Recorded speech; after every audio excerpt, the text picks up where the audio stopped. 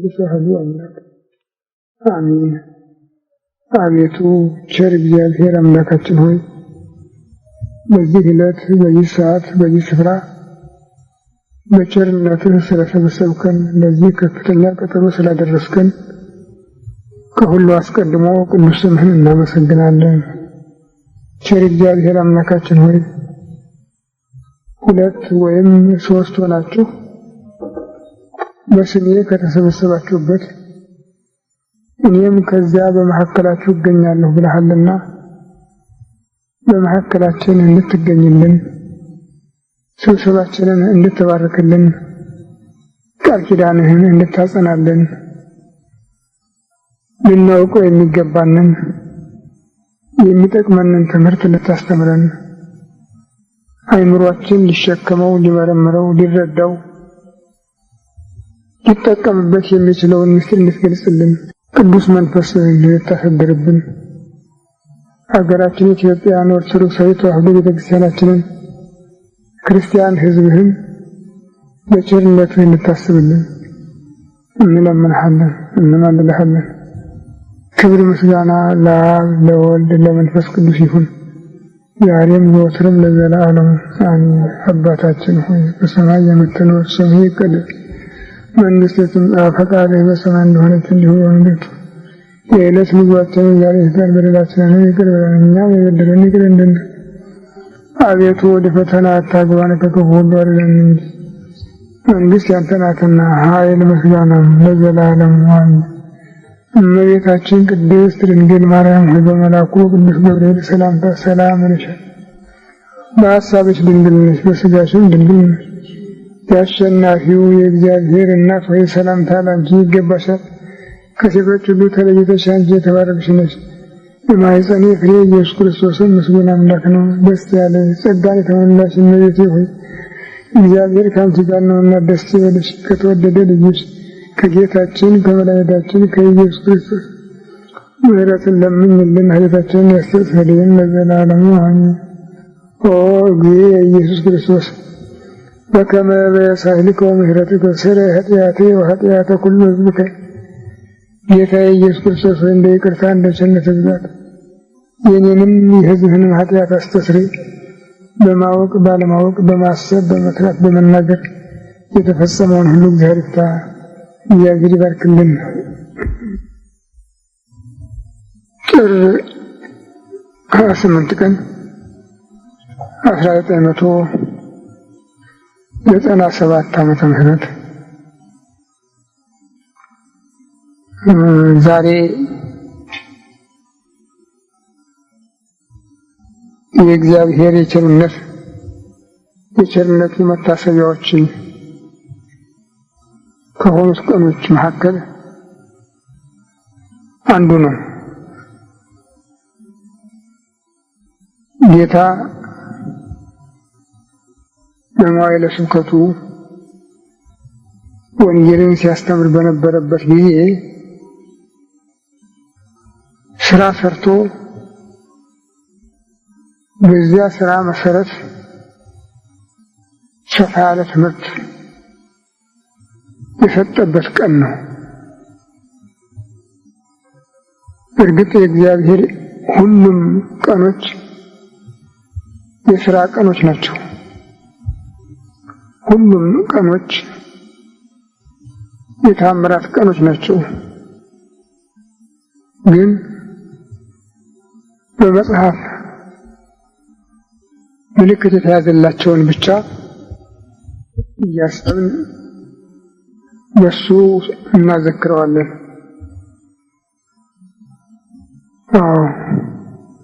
ይህ ባይሆን ኖሮ ልደቱ፣ ጥምቀቱ፣ ስቅለቱ፣ ሞቱ፣ ትንሣኤው ብለን መናገር አንችልም ነበረ። በመዋዕለ ስብከቱ በልዩ ልዩ ስፍራ እየተገኘ ስራ እየሰራ በስራው መሰረት ትምህርት እየሰጠ ሄዷል። ይህም 5 እንጀራ አበርክቶ 2 ዓሣ 5 እንጀራ አበርክቶ ለ5000 ሰው በመመገብ ታላቅ ሥራ ሰርቶ ኃያልነቱን፣ ጌትነቱን፣ ቸርነቱን የገለጸበት ዕለት ነው። ህብስት አበርክቶ በማብላት 2 ጊዜ ሥራ ሰርቶበታል። አንድ ጊዜ አሁን እንዳልኩት 5000 ሰዎች በ5 እንጀራ በማጥገብና ከነሱ የተረፈ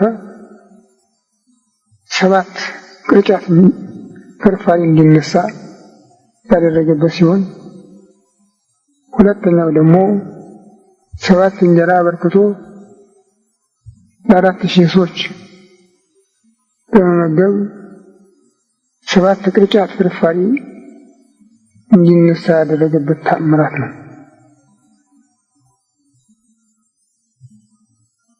በምግብ መሰረትነት እግዚአብሔር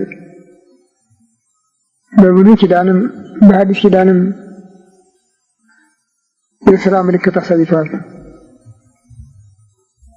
በብሉይ ኪዳን ከዚያ በፊትም በእነ አብርሃም ቤት ተገኝቶ ማዕድ በመባረክ ኋላም ደግሞ በሙሴ አድሮ 40 ዘመን መና ከደመና እያወረደ ውሃ ከድንጋይ እያፈለቀ እስራኤልን በመመገብ በእነ ኤልያስ በእነ ኤልሳ ዘመን ምግብ አበርክቶ በመስጠት ሥራ እየሰራ ቸርነቱን የገለጠ አምላክ በዘመነ ሐዲስ ደግሞ ሰው ሆኖ በሥጋ በተገለጠበት ጊዜ በቃና ዘገሊላ ሰርግ ቤት ተገኝቶ ሰርጉን በመባረክ ውሃውን የወይን ጠጅ በማድረግ ኋላም 5 እንጀራ አበርክቶ ለ5000 7 እንጀራ አበርክቶ ለ4000 በመመገብ ሥራ ሰርቶ ተመስግኖበታል። ይህም የሰው ሕይወቱ በምግብ ላይ የተመሰረተ እንደመሆኑ መጠን ያ ምግበ ሥጋው ለሥጋዊ ቁመቱ፣ ለሥጋዊ ጉልበቱ፣ ለሥጋዊ ሕይወቱ አገልጋይ እንደሆነ ቃለ እግዚአብሔርም ትምህርትም የነፍስ ምግብ ነውና በዚያው አንጻር ምግቡን የሚወደውን ያህል ትምህርቱንም እንዲከታተል እያስተማረ ነው።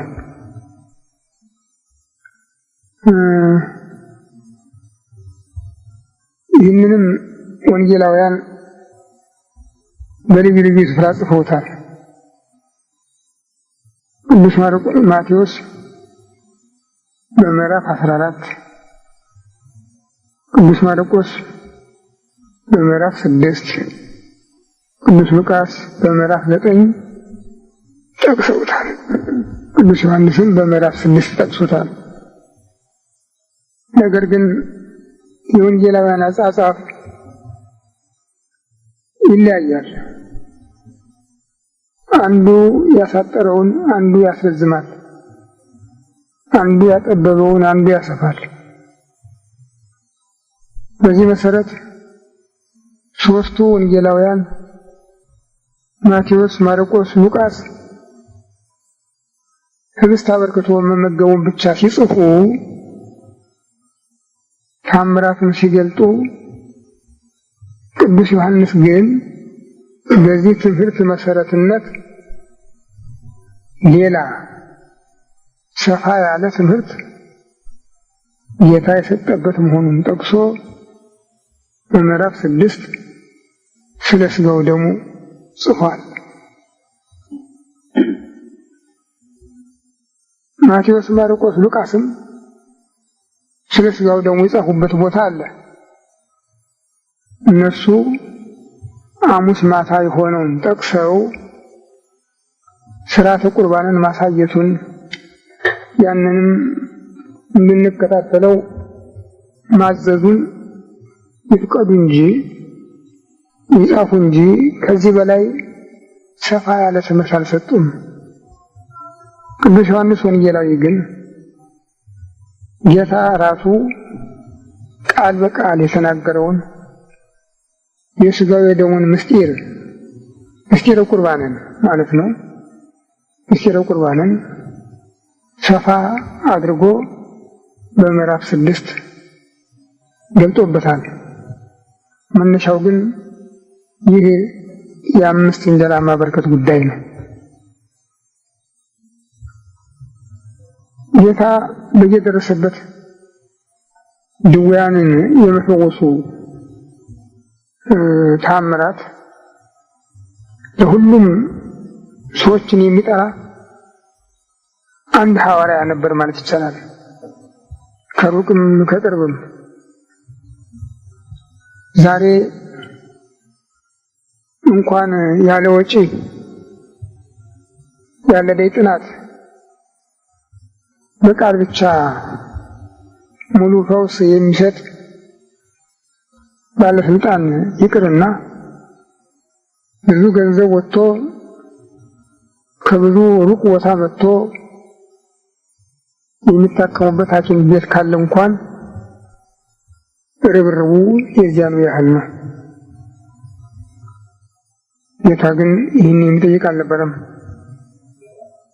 የልቡን ሃይማኖት ብቻ ነው ከአንድ ሰው የሚፈልገው። ዝርዝር ጉዳይ ምንህን የሚያምህ አንጀትህን፣ ጉበትህን፣ ኩላሊትህን፣ ጆሮህን፣ አፍንጫህን፣ ዓይንህን አይልም፣ አይጠይቅም። ከዚያ በኋላ የመሳሪያ እርዳታ አይጠይቅም። ራጁ፣ አልትራሳውንዱ፣ ማዳመጫው፣ የደም መቅጃው ይህን የመሰለ ሁሉ ለእሱ አስፈላጊው አይደለም። አንድ ሰው ሃይማኖት ይዞ ብቻ ወደ እሱ መቅረብ አለበት። ብዙዎች ያደረጉ እንደሱ ነው። ለምሳሌ ከ10 ዓመት ጀምሮ ደም ይፈሳት የነበረችው ሴት ብዙ ሕዝብ ከቦት በዚያ መካከል የተጋፋ ሲሄድ በነበረበት ጊዜ ነው እኔ በፊቱ ምን ወሰደኝ እንደምንም ብዬ ተስረጥጬ ገብቼ የልብሱን ጫፍ ከዳሰስኩ ድናለሁ ነው ያለች። እሱን ከዳሰስኩ አይደለም ያለች፣ የልብሱን ጫፍ ከዳሰስኩ ድናለሁ አለች። እንዳለችው አደረገች። የልብሱን ጫፍ በዳሰሰች ጊዜ ደሟ ደረቀ። እሱ የልብስን ዘርፍ የዳሰሰ ማን ነው አለ። ቅዱስ ጴጥሮስ እንዴ ምን ማለት ነው? ብዙ እኮ ያጋፋሃል፣ በዚህ መካከል ማን ዳሰሰኝ ትላለህ አለው። የለም እየዳሰሰኝ አለ፣ እኔ ኃይል ከኔ እንደወጣ አውቃለሁ አለ። ስለዚህ በፊት ለፊት ዞራ ሰግዳ አመሰገነች።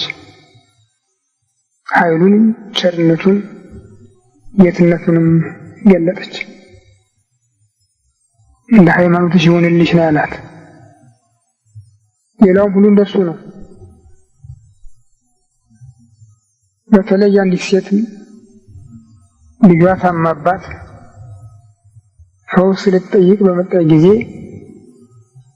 ሴትየዋ ከእስራኤላዊ ዘር ውጪ ከአረማውያን ዘር በመሆኗ የአርዲት ደቀ መዛሙርት አልተቀበሏትም ነበር። እሷ ግን ቀረበች። ጌታዬ ይቅር በለኝ፣ ልጄ በጠና ታማለች ነው ያለችው። እኔ እኮ ወደ ጠፉ ወደ እስራኤል በጎች እንጂ ወደ ሌላ አልተላኩም። የውሾችን የልጆችን ማዕድ አንስቶ ለውሾች መስጠት እንዴት ይገባል አላት። የሚገባ አይደለም አላት። ይህ ሃይማኖቷን የሚፈትንበት አነጋገር ነበር እንጂ ጸጋውን ሊከለክላት አስቦ አይደለም የተናገረው፣ ወይም ሊነቅፋት አስቦ አይደለም የተናገረው። እነዚያ በትምህርት የኖሩት ሰዎች እስከዚህ ለማመን ይዳዳቸው ነበር። ያቺ ግን በሙሉ ልቧ ነው ወደሱ የመጣችና ከነናዊት ናት። ምስክርነቷ ግልጥ እንዲሆን ነበር የፈለገ። አሁን ጌታዬ አለች። ውሻ መባሉን አምና ተቀበለች። አሁን ውሾችም እኮ ከልጆች ማዕድ የሚወድቀውን ፍርፋሪ ይለቅማሉ ያለችው። ልጆች ሲበሉ አይጠነቀቁም፣ እየተሻሙ እያዝረከረኩ ስለሚበሉ ውሾችም እኮ ከልጆች የሚወድቀውን የማዕድ ፍርፋሪ ይለቅማሉ አለችው። አደነቀ ጌታ። ያለ እምነት በእስራኤል እንኳን አላገኘሁም። ሂጂ ልጅ ድናለች አለ። እሷ ስትናገር ልጇ ድና ነበር። እንዲህ አይነት ስራ ይሰራ ነበር። ይህ ሁሉ ታዲያ ሰዎችን ወደ ወንጌል ለመጥራት ታምራታዊ ሐዋርያ ወይም ሐዋርያዊ ታምራት ነበር ማለት ይቻላል። ይሄ ደግሞ በሱ ብቻ ተወስኖ እንዲቀር አላደረገም። በሱ ብቻ ተወስነው የቀሩ ስራዎች የተወሰኑ ነገሮች ብቻ ናቸው። ሰው መሆን፣ በድንግልና መወለድ፣ በበረት መተኛት፣ በጨርቅ መጠቅለል፣ አውራጣትን መታሰር፣ በጥምቀት ከአብ ከመንፈስ ቅዱስ አምላክነትን ማስመስከር፣ 40 መዓልት 40 ሌሊት መጾም፣ ዞሮ ወንጌልን ማስተማር ያለ ዋጋ፣ ያለ ቦታ፣ ያለ መጠለያ፣ መጨረሻም ተላልፎ ቤዛ ሆኖ መሞት። ቤዛ ሆኖ የሰራቸውን ስራ ብቻ ነው በሱ ላይ መወሰን የምንችል እንጂ የቀረው ጸጋው፣ ምግባሩ፣ ትሩፋቱ ለቤተ ክርስቲያን የተላለፈ ነው። ሁሉ ታምራት ለቤተ ክርስቲያን የተሰጠ ነው እና ቤተ ክርስቲያን ወርሰዋለች። ሃይማኖቱ ካለ ቤተ ክርስቲያን ወርሰዋለች።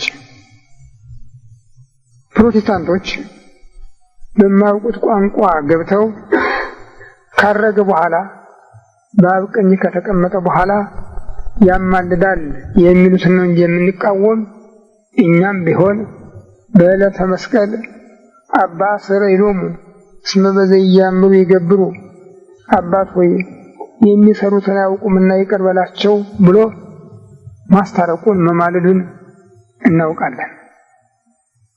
ቅዱስ ዮሐንስም በወንጌሉ በምዕራፍ 17 ይህንን የትህትና ስራ ጥንቅቅ አድርጎ በሚገባው ተራ ሰጥቶን የጻፈው አንሰ በእንቲአሆሙ ስዕል ዋኮ በእንተ ዓለም ዘስዕለከ፣ እኔ የምለምንህ ስለነዚህ ነው፣ ስለ ዓለም የምለምንህ አይደለም። የምለምንህ ስለነዚህ ብቻ አይደለም፣ በቃላቸውም ስለሚያምኑብኝ ሁሉ ነው ብሎ መጀመሪያ ራሱ ጸልዮ ማልዶ ከአባቱ ጋር አስታርቆ ነው ይህንን ስልጣን ለቤተ ክርስቲያን የሰጠ። ከዚያ ቀጥሎ ከዚያ በኋላ ቤተ ክርስቲያን እንድትሰራበት አድርጓል። ከዚያ ቀን በኋላ ግን እንደገና ለጸሎት በአባቱ ፊት አልቆመም። እስከ ዕለተ ስቅለት ድረስ ዓይኑን ወደ ሰማይ አነሳ፣ ጸለየ የሚል ቃል በወንጌል በልዩ ልዩ ስፍራ ተጽፎ እናያለን፣ እናነባለን።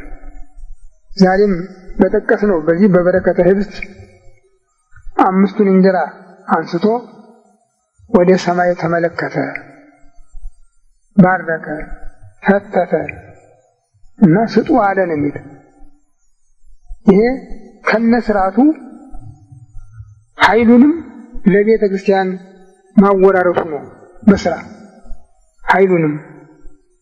ማንም ሰው ለጸሎት በሚቆምበት ጊዜ አይኑን ወደ ሰማይ አንስቶ በሰማይ ያለ አምላኩን እንዲያስብ እንዲያመሰግን የእሱን ምሕረት እንዲለምን ስርዓት ነው ያስተማረ። ቄሱ፣ ኤጲስቆጶሱ፣ ጳጳሱ፣ ሊቀ ጳጳሳቱ፣ ርዕሰ ሊቃነ ጳጳሳቱ ሕዝባቸውን ለማስታረቅ በሚፈልጉበት ጊዜ ወደ አምላካቸው ያንጋጥጣሉ። አይናቸውን ወደ እሱ ይመልሳሉ።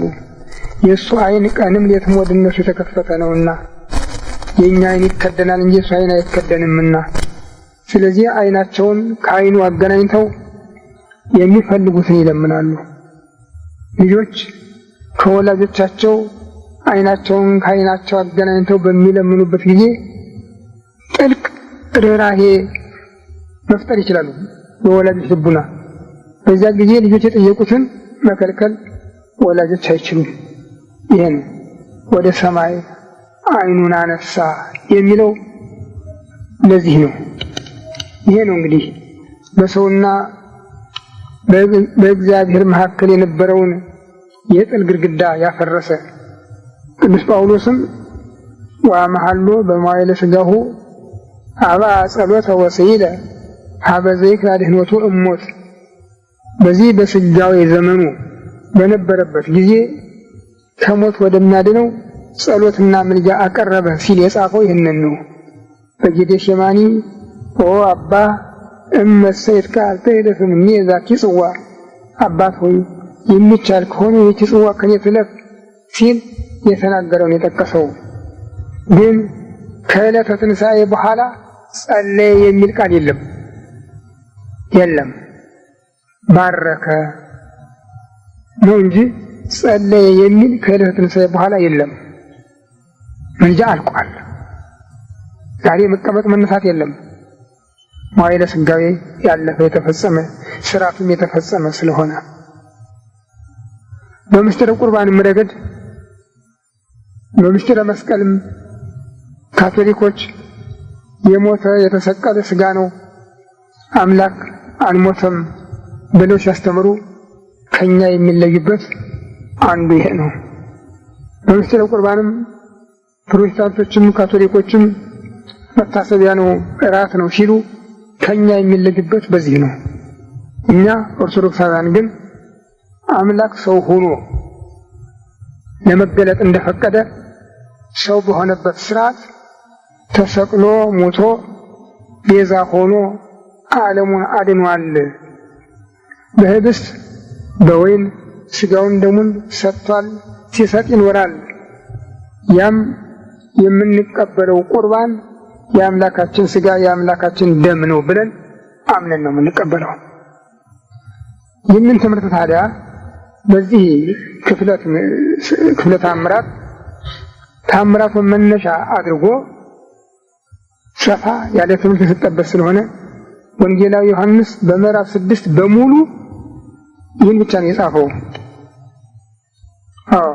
በጥብርያዶስ ብዙ ሰዎች ወደ እሱ ሲመጡ ባየ ጊዜ እነዚህ ሰዎች ተርበዋል፣ ምን እንስጣቸው ብሎ ደቀ መዛሙርቱ የጠየቃቸው እና ፊልጶስ የተባለው ደቀ መዝሙሩ ይህን ሁሉ ሰው ለማጥገብ እኮ ቢያንስ 200 ዲናር ማውጣት ያስፈልጋል፣ ያውም ጥቂት እንዲያገኙ ለማድረግ እና እንዴት ይቻላል ያለ።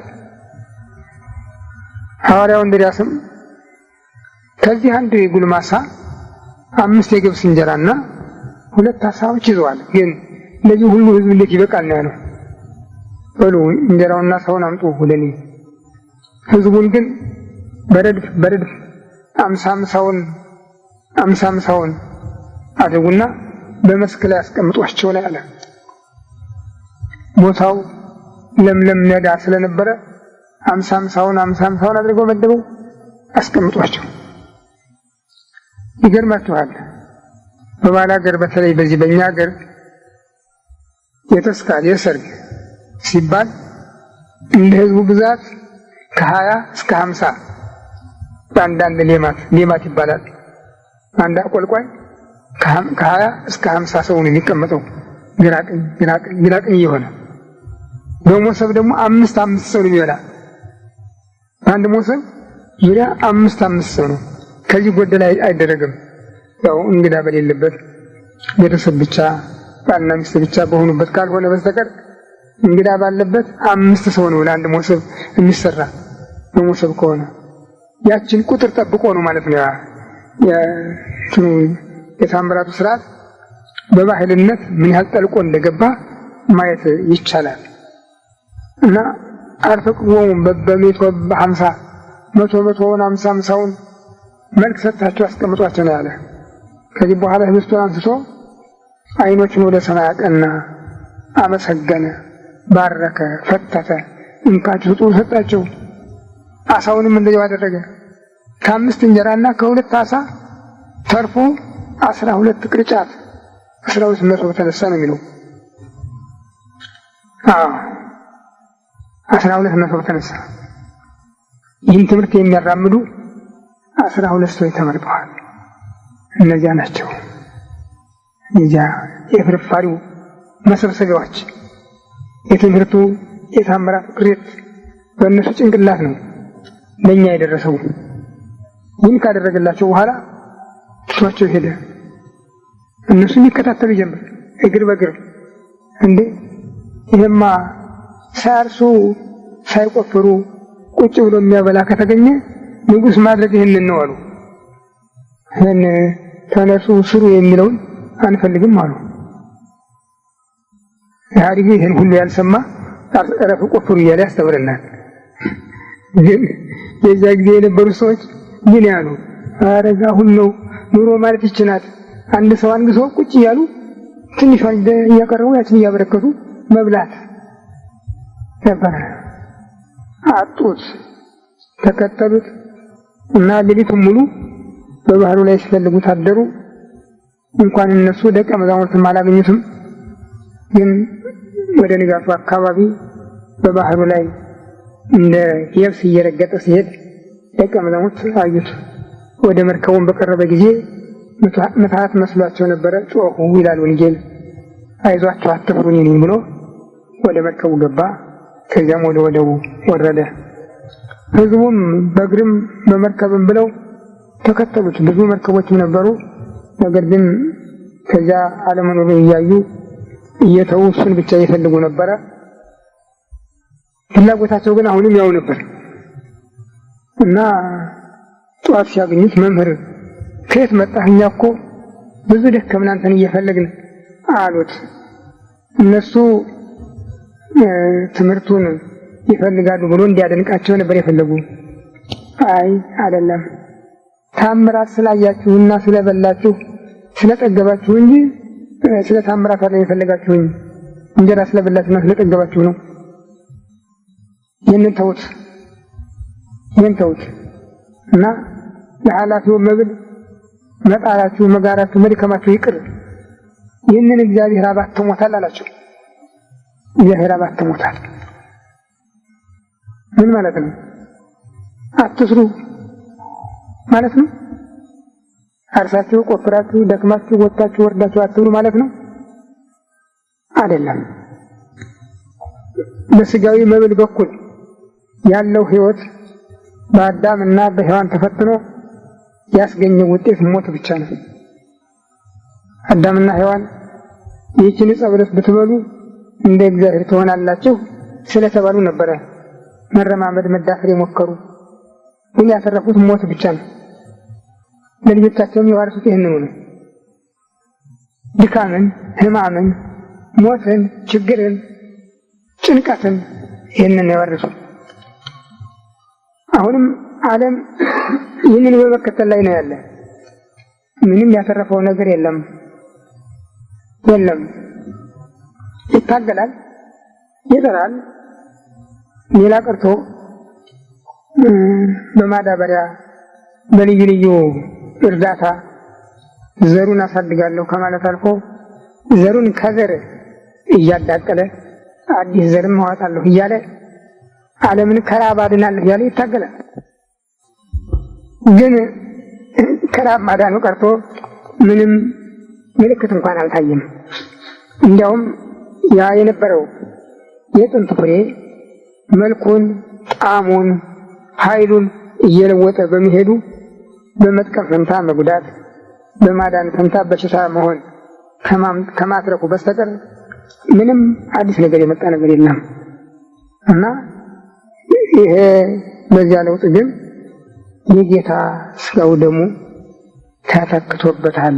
በስጋዊ ምግብ መንፈሳዊ ምግብ፣ ለመንፈሳዊውም ለስጋዊውም የሚሆን ኃይል የሚገኝበት የዛሬን አያድርገውና በኢትዮጵያ ክርስቲያኖች መድኃኒት የሌለው ጠንካራ በሽታ ነው ከተባለ ሩጫቸው ወደ ቤተ ክርስቲያን ነበር።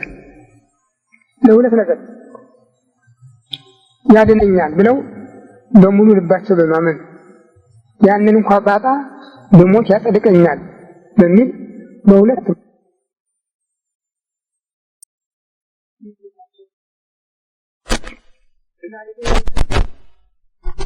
ቦታው በሚነገረው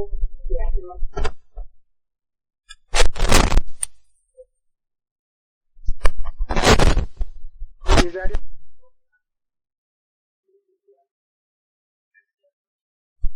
መድኃኒት የሌለው ጠንካራ ነው ከተባለ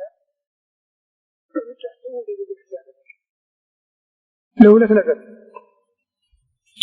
ያድነኛል ብለው በሙሉ ልባቸው በማመን ያንን እንኳን ባጣ በሞት ያጸድቀኛል በሚል በሁለት መስመር አስተሳሰብ ወደ ቤተክርስቲያን ነበረ ግስግሳቸው። ዛሬ ግን የለም። በየቦታው በሚነገረው የሐኪም ማስታወቂያ እዚያም ይሮጣል፣ ብዙ ገንዘብ ይፈሳል፣ ብዙ ይደከማል። መጨረሻው ግን ሞት ነው። መጨረሻው ሞት ነው። ይሄ ነው ያለው።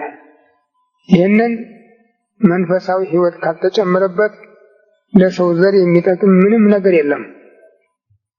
ትንሽ ቀደም ያሉት ሐኪሞቻችን በኢትዮጵያ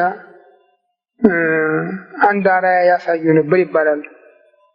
በተለይ ወደ ኦፕራሲዮን ክፍል ከመግባታቸው ወይም ከገቡ በኋላ እጃቸውን በድውዩ ላይ ከመጫናቸው አስቀድሞ ለተወሰኑ ደቂቃዎች ጸሎት ያደርጉ ነበር ይባላል እነ ፕሮፌሰር አስራት። ዛሬ ግን እንደ በሬ አራጅ ለቀደዳ ከሚሯሯጥ በስተቀር ለማሰልጠን ከመቸገር በስተቀር የእግዚአብሔርን ስም የሚጠራ ነው አለ ብሎ ማመን አይቻልም። ይኖራል፣ ግን በውጭው አቅጣጫ ስናየው ይህ አይነቱ ነገር እግዚአብሔር የሚለው ስም ከሞላ ኢትዮጵያውያን እንደጠፋ ነው የምናየው እና አፈጻጸሙ ሁሉ ስጋዊ ፍልስፍና፣ ስጋዊ ጠባይ እንጂ መንፈሳዊ ጠባይ የለውም። ይሄ በመሆኑ ከሚድነው የሚሞተው ይበዛል። ወደ ቤተ ክርስቲያን ቢመጣም ዛሬ ቁርባን የለም፣ ማይጠንት የለም፣ ጸሎት የለም። ስለዚህ ድህነት የለም፣ ጥምቀት የለም። ስለዚህም ልጅነት የለም። ይህን ሁሉ ያጣንበት ጊዜ ነው።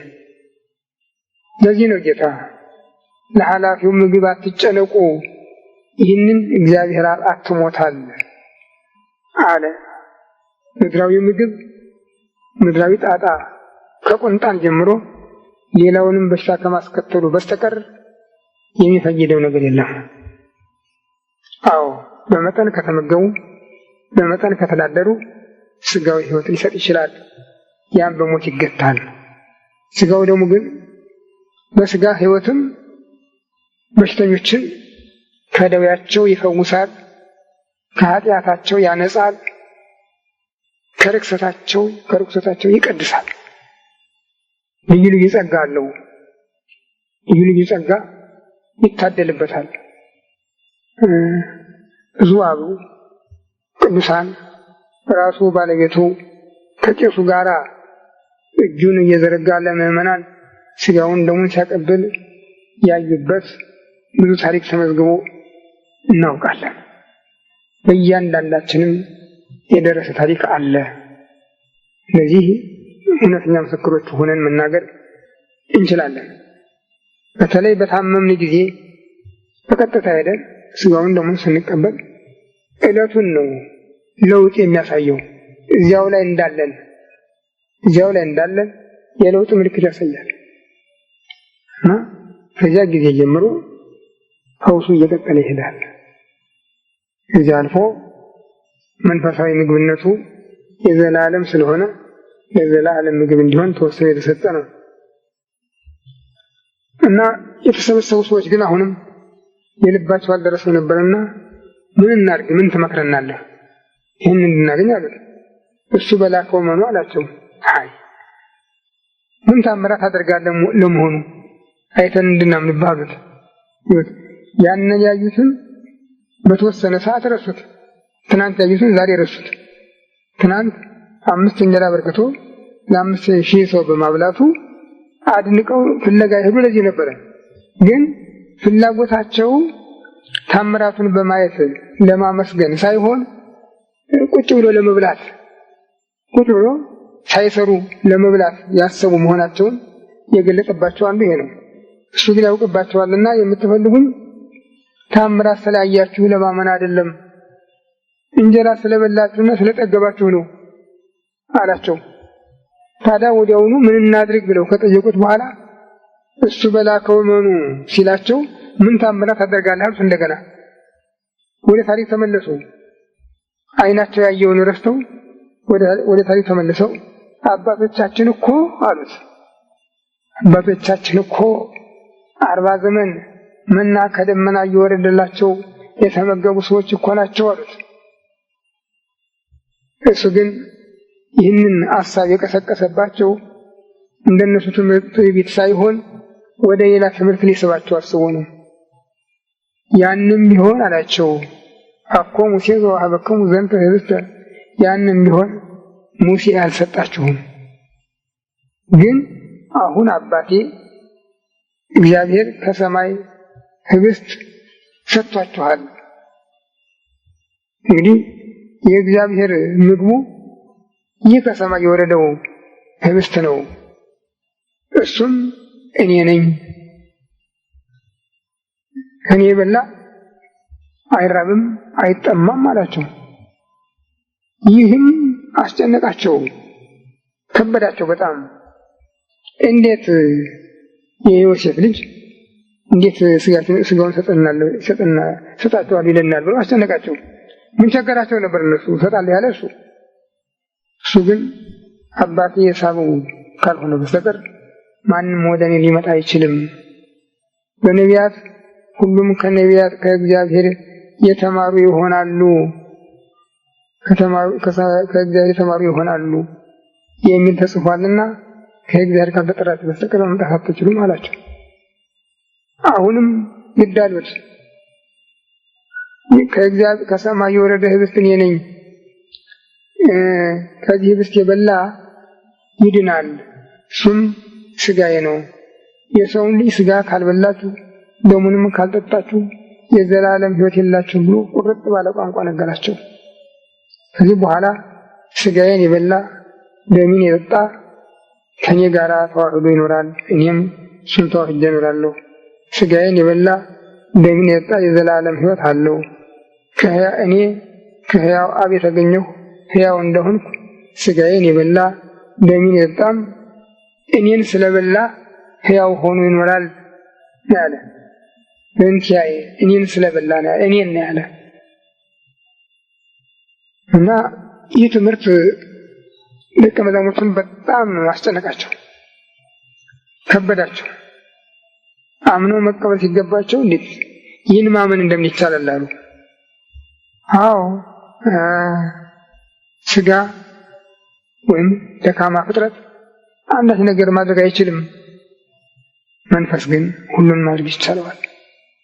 እኔ የምነግራችሁ ቃልም መንፈስ ነው፣ ሕያው ነው። ልትቀበሉት ይገባል አላቸው። ብዙዎች ግን ወደ ኋላቸው ተመለሱ ነው የሚል ወንጌል። ዝርዝሩን በዮሐንስ ወንጌል ምዕራፍ 6 ከመጀመሪያ እስከ መጨረሻ ታነቡ በየመልኩ በአረፍተ ነገሮቹ ልክ ነው የተቀመጠ። ምስጢሩ እያደገ መጥቶ ይህ በቤተ ክርስቲያን የምንቀበለው ቁርባን ስጋው ደሙ የአምላካችን ስጋ የአምላካችን ደም መሆኑን የሚያጸና ቃል ነው። ይህ ትምህርት ለትምህርትነቱ ብቻ የተነገረ ጌታ የተናገረው ሁሉ በስራ በሚተረጎምበት ጊዜ ሕይወት የሚያስገኝ በስራ የገለጸውም ደግሞ በትምህርት የታቀፈ ነው እና በሁለቱም በኩል መሰረት የተጣለበት ነው። ህብስቱን አበርክቶ በማብላት የጀመረውን የቸርነት ስራ ሐሙስ ማታ ከህብስቱ አንድ ህብስት ከጽዋ አንስቶ እንደዚያው አመስግኖ ፈትቶ ይህ ስጋዬ ነው እንኩ ብሉ፣ ይህ ደሜ ነው እንኩ ጠጡ፣ ይህ ለእናንተና ለዓለም ሁሉ ለሚያምን ሁሉ ማለት ነው ስለ ኃጢአት ስርየት የሚሰጥ ስርዓት ነው፣ መታሰቢያን እንዲህ አድርጉ ብሎ ነው ያተመው። እንዲያው በትምህርቱ ብቻ አላቆመውም።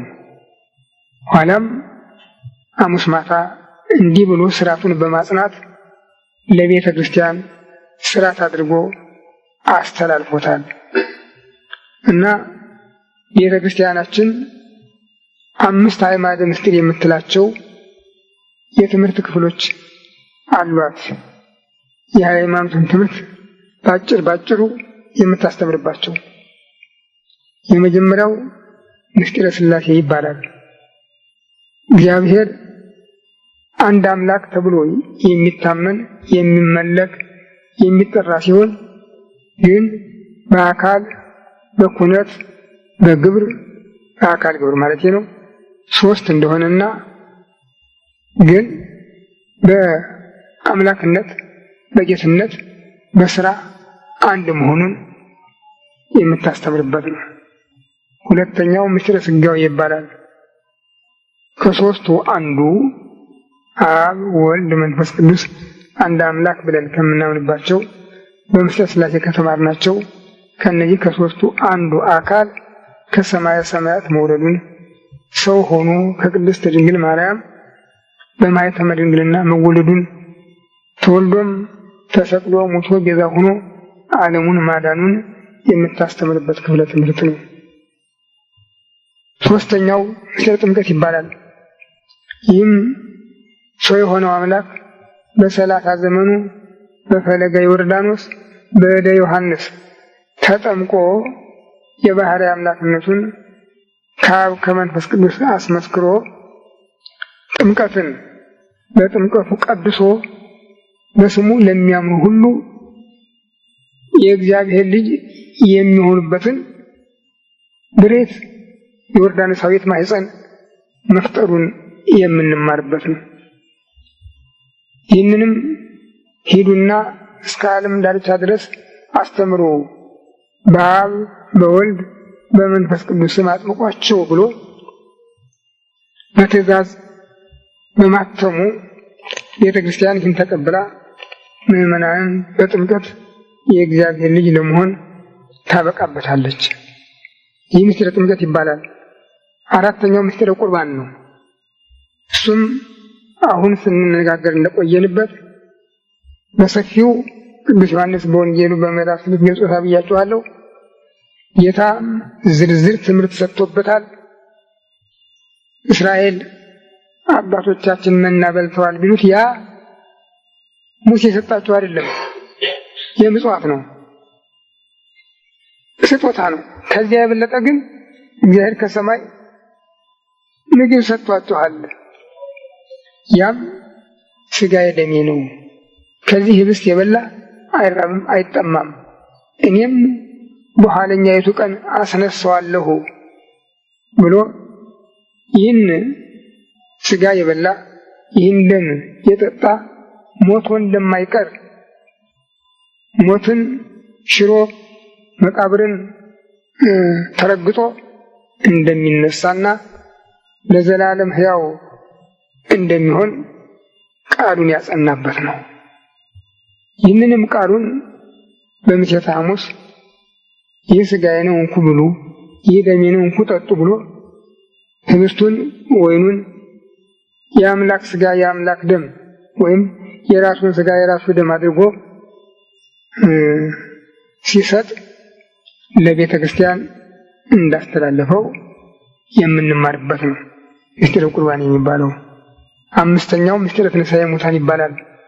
እሱ ተሰቅሎ ሞቶ 3 መዓልት 3 ሌሊት በከርሰ መቃብር አድሮ እንደተነሳና ወደ ሰማይ እንዳረገ እኛም በተወሰነ ጊዜ ኑረን ከሞትን በኋላ እንደገና እሱ የመጣበት ጊዜ ተነስተን እንደ ስራችን መልካም ሰራን ከሰራን እሱን ተከትለን የአባቴ ቡሩካን ዓለም ሳይፈጠር ወደ ተዘጋጀላችሁ ወደ ዘላለም ሕይወት ኑ ብሎ በሚጠራበት ቃሉ ተጠርተን ወደ መንግሥተ ሰማያት እንሄዳለን። ከበደልን ደግሞ እናንተ የተረገማችሁ ለሰይጣንና ለመልእክተኞቹ ወደ ዘጋጀ ወደ ዘላለም እሳት ሂዱ ተብለን ተወቅሰን እንሰናበታለን። ግን ከዚያ በኋላ ሞት የለም። ከዚያ በኋላ እንደገና ሞት የለም። ቅጣቱም ሆነ ደስታው ለዘላለም ነው ከምሕረቱ በስተቀር። እንግዲህ ያንን የሚወስነው እሱ ነው፣ ምሕረቱ የእሱ ነውና እና እነዚህ 5ቱ ክፍላተ ትምህርት ማንኛውም ምዕመን ሊማራቸው የሚገባ የሃይማኖት ክፍላተ ትምህርት ናቸው። ይህ ነው እንግዲህ ቤተ ክርስቲያናችን ጠብቃ ያኖረችው። በዚያ በ5 ህብስት በ5 እንጀራ መነሻነት ይህን ያህል ጥልቅ ትምህርት እንደተሰጠ በእነዚህ በ5 አዕማደ ምስጢር መነሻነት ጠቅላላው በብሉያት በሐዲሳት የተመዘገበው የእግዚአብሔርን ኃያልነት፣ ቸርነት፣ ጌትነት የሚገልጠው ትምህርት በዚያ ይጠቃለላል። ሆነን ከተገኘን ማለት ነው። ግን ዛሬ ችግሩ ቤተክርስቲያናችን ከዚህ ውጭ ናት። ባዶዋን ቀርታለች። ሰዎች ያሉ ይመስላሉ። አንዳንድ ነገሮች በሩቅ ሆኖ ሲያቸው ያለባቸው ይመስላሉ። ጎድጎድ ብለው የታዩ ቦታዎች ውሃ ያለባቸው ይመስላሉና ውሃ የጠማቸው መንገደኞች እዚያች ቦታ ደርሰን ውሃ ጠጥተን እያሉ እንደምንም ታግለው እዚያ ሲደርሱ ግን ያ ቦታ ደረቅ ይሆናል። መስመሩ ብቻ ነው ያለ። ይደነግጣሉ። አንዳንድ ጊዜም ደግሞ ዛፎችን ያዩና እንዲያው እዚያ ቦታ ፍሬ አግኝተን እንጠቀማለን ብለው ሲሄዱ ባዶ ይሆናል። ይህም የሚያስደነግጥ ነው። አሁን ቤተክርስቲያናችን እንዲህ አይነት ነው የሆነችው። ውሃ አላት ብሎ ለሚሄድ ሰው ውሃ አልባ፣ ፍሬ አላት ብሎ ለሚሄድ ሰው ፍሬ አልባ ሆና ነው ያለችው። የሚያስደንቀው ግን ሁሉም ነው። በዚህ እገሌ ጤነኛ እገሌ ጥፋተኛ የሚባል የለም። ከጳጳሱ እስከ ቄሱ አቃቢ ሙሴ ቄስ መነኩሴ ሳይቀር ከካህናቱ እስከ ሕዝቡ ድረስ ነው ተባብረው እግዚአብሔርን የበደሉት። በእግዚአብሔር ላይ የተነሱ ሁሉም ናቸው። ነቢዩ ዳዊት ለምን ታንገለጉ አሕዛብ ወሕዝብኒ ነበቡ ከንቶ ወመላእክትኒ ወተንሥኡ ነገሥተ ምድር ወመላእክትኒ ተጋቡ ምስሌሆሙ ኅቡረ ላዕለ እግዚአብሔር ወላዕለ መሲሑ ንበትክ እምኔነ ማእሰሪሆሙ ወንገድፍ ላዕሌነ አርዮቶሙ። አሕዛብ ለምን ተሰበሰቡ? ሕዝቡ ስለምን ከንቱ ነገር ተናገሩ? ነገሥታቱ ለምን ተነሱ? ካህናቱ ከእነሱ ጋር ለምን ተሰበሰቡ? በእግዚአብሔርና በመሲሑ ላይ ማሰሪያቸውን ከኛ ቆርጠን እንጥላለን፣ ቀንበራቸውንም ከላያችን ሰብረን እንጥላለን ብለው ለምን አሰቡ ብሎ ይጠይቅና ዘይነብሩ በሰማይ ይቆሙ ወእግዚአብሔር ይሳለቅ ላዕሌሆሙ። በሰማይ የሚኖረው ይስቅባቸዋል፣ እግዚአብሔርም ይሳለቅባቸዋል ነው የሚል። እንዲህ አይነቱ ፍርድ ውስጥ ነው አሁን የገባ ነው። ዓለም በዚህ ፍርድ ውስጥ ነው ያለ። አንፈልገውም ብሎ የፖለቲካ እስረኛ ሆኖ ሃይማኖትን አግልሎ እንዲያውም እንደሌለ አድርጎ በሳይንስ ብቻ ዓለሙን እመራለሁ የሚል ዓለማዊ ፍጥረት ነው አሁን ያለው። የኛ ግን በሃይማኖት ተጠብቃ ኖረች ነበረች። ዛሬ ሁሉ ትታ አይ ይሄ ምንም አይደለም ብላ እንደ ልብስ አውልቃ ጥላ ወደዚያው ዓለም ስለተቀላቀለች አሁን እግዚአብሔር የሚለው ቃል ከነህጉ ተወርሮ ተጥሏል። ይሄ ግን የሚያስፈራ ነገር ነው፣ የሚያስደነግጥ ነው። ቅስቀሳው አለ፣ የእግዚአብሔር ቅስቀሳው አለ፣ ጉትጎታው አለ። አቤት የሚል ግን የለም። አቤት የሚል ሰው ግን የለም። ጸዋይኩ ዋልዎ ሰብዝ በሰጦኒ ተጣራሁ አቤት የሚለኝ አላገኘሁም ብሎ በነቢያት እንደተናገረ ይጣራል። አቤት የሚለው ግን የለም። ሁሉም አልበቃል ብሎ የሚታየው ሁሉ ብዙ አስደንጋጭና አሳፋሪ ነገር ነው። በተለይ የዛሬው በዓል የአምልኮ ጣዖት በዓል ሲሰበክ በሀገሪቱ ሲሰበክ ጳጳሳት የት ናቸው?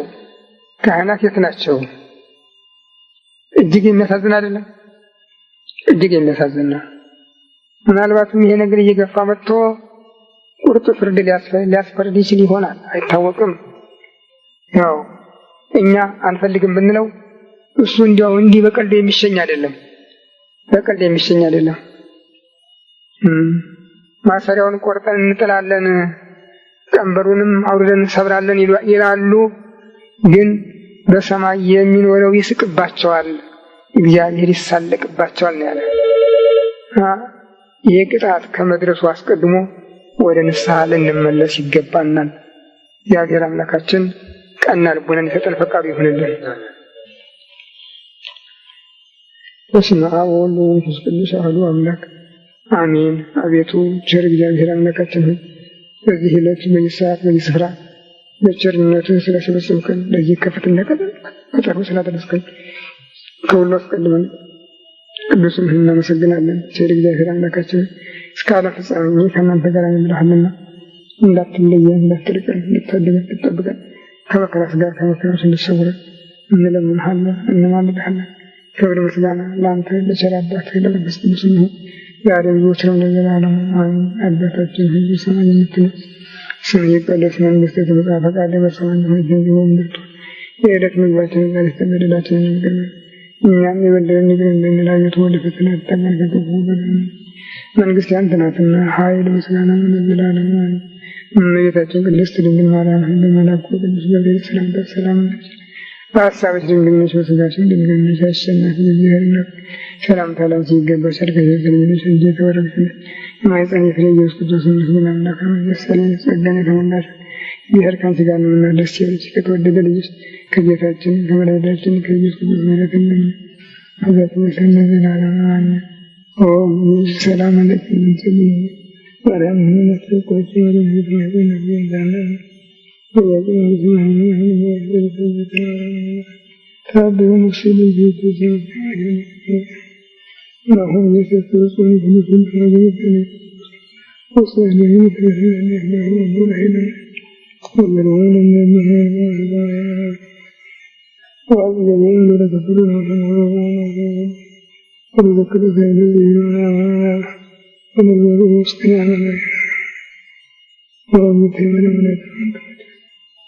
እመቤታችን ቅድስት ድንግል ማርያም በአብ በወልድ በመንፈስ ቅዱስ ፊት ስለ ኃጥአን ሁሉ በምታቀርቢ በአማላጅነትሽ እኛንም ሀገራችንን ቤተክርስቲያናችንን ሕዝበ ክርስቲያንን እንድታስቢልን እንድትለምኝልን እንድታመንብን እንለምንሻለን እንማልድሻለን። እግዚአብሔር አምላካችን ሆይ በእናትህ አማላጅነት ኃጢአታችንን ይቅር እንድትለን ጸሎታችንን እንድትቀበለን ከመከራ ሥጋ ከመከራ ነፍስ ሰውረን እንለምንሃለን እንማልድሃለን። ክብር ምስጋና ለአንተ ለቸር አባትህ ለመንፈስ ቅዱስ ይሁን ዛሬም ዘወትርም ለዘላለሙ አሜን። አባታችን ሆይ በሰማይ የምትኖር ስምህ ይቀደስ፣ መንግሥትህ ትምጣ፣ ፈቃድህ በሰማይ እንደሆነች እንዲሁ በምድር ትሁን። የዕለት ምግባችንን ዛሬ ስጠን፣ በደላችንን ይቅር በለን እኛም የወዳን ይቅር እንደኛ ቤት ፈተናተን ከክፉ ባደረን መንግስት ያንተ ናትና ኃይል ምስጋና ለዘላለሙ አሜን። እመቤታችን ቅድስት ድንግል ማርያም በመልአኩ ቅዱስ ገብርኤል ሰላምታ ሰላም እልሻለሁ።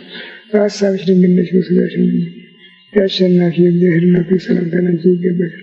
ከሴት ተለይተሽ አንቺ የተባረክሽ ነሽ፣ የማኅፀንሽ ፍሬ ኢየሱስ ክርስቶስ ምስጉን ነው። ጸጋን የተሞላሽ ደስ ይበልሽ፣ እግዚአብሔር ከአንቺ ጋር ነውና ከተወደደ ልጅሽ ከጌታችን ከመድኃኒታችን ከኢየሱስ ምሕረትን ለምኝልን ኃጢአታችንን ያስተሰርይልን ዘላለሙ አሜን። ኦ እግዚእ ኢየሱስ ክርስቶስ በከመ በሳህልከ ምሕረትከ ሠረይ ኃጢአቴ ወኃጢአተ ኩሉ ሕዝብ። ጌታ ኢየሱስ ክርስቶስ እንደ ይቅርታ እንደ ቸርነት ብዛት የእኔንም የሕዝብህን ኃጢአት አስተስርይ። በማወቅ ባለማወቅ በማሰብ በመፍራት በመናገር የተፈጸመውን ሁሉ ያርታ ያበረከት ያለ ፍቅር መንፈስ አልፎለት ይገናኝ